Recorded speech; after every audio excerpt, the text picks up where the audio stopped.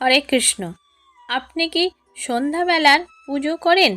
তাহলে এই নিয়মগুলো অবশ্যই মানুন। সন্ধ্যাবেলা ঠাকুরের পুজো করলে কয়েকটি নিয়ম মেনে চলা জরুরি, কারণ শাস্ত্র বলছে যে সন্ধ্যাবেলা আর সকালবেলা পুজোর মধ্যে অনেকটাই পার্থক্য আছে। জেনে নিন সন্ধ্যার পুজো করলে কোন কোন নিয়ম মেনে চলা জরুরি। হিন্দু ধর্ম অনুসারে পুজো অর্চনা করা অত্যন্ত গুরুত্বপূর্ণ। নিয়মিত ভগবানের পুজো করলে আমাদের মন শান্ত ও উদার হয়। এর ফলে মন থেকে নেগেটিভ চিন্তাভাবনা দূরে সরে যায় এবং আমাদের চারপাশে একটি পজিটিভ পরিবেশ তৈরি হয়। মন্দিরে গিয়ে পুজো আমরা করে থাকি, তার পাশাপাশি বেশিরভাগ বাড়িতেই ঠাকুর ঘর বা ঠাকুর ঘরের আসন থাকে। রোজ মন্দিরে গিয়ে ভগবানকে ডাকতে না পারলেও ঘরে কিছুটা সময় দিয়ে ঈশ্বরের আরাধনা করে থাকি। বেশিরভাগ হিন্দু গৃহস্থ বাড়িতে সকাল সন্ধ্যা দুবেলাই ঠাকুরের পূজা করা হয়ে থাকে।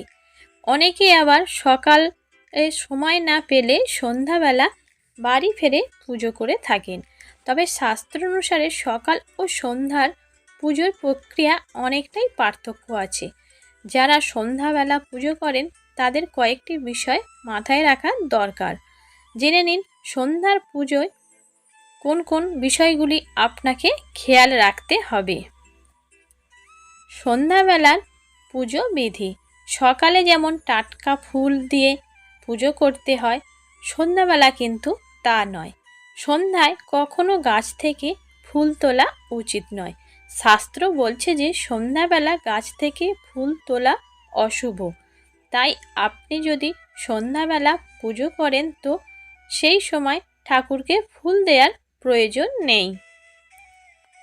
সকালে পুজো করলে শাঁখ ও ঘণ্টা অবশ্যই বাজাতে হয়। শঙ্খ ঘণ্টার শব্দে সারা বাড়িতে পজিটিভ এনার্জি ছড়িয়ে পড়ে।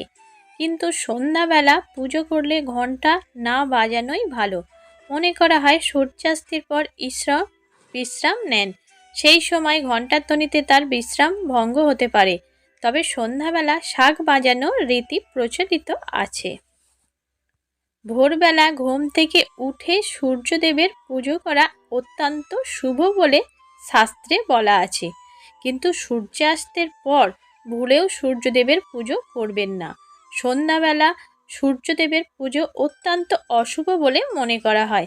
এছাড়া সন্ধ্যাবেলা পুজো করলে তুলসী পাতা নিবেদন করবেন না, কারণ সূর্যাস্তের পর তুলসী পাতা ছেঁড়া একদমই অনুচিত। যদি আপনি সন্ধ্যার আগে তুলে রাখেন সেই তুলসী পাতা ঠাকুরকে দিতে পারেন।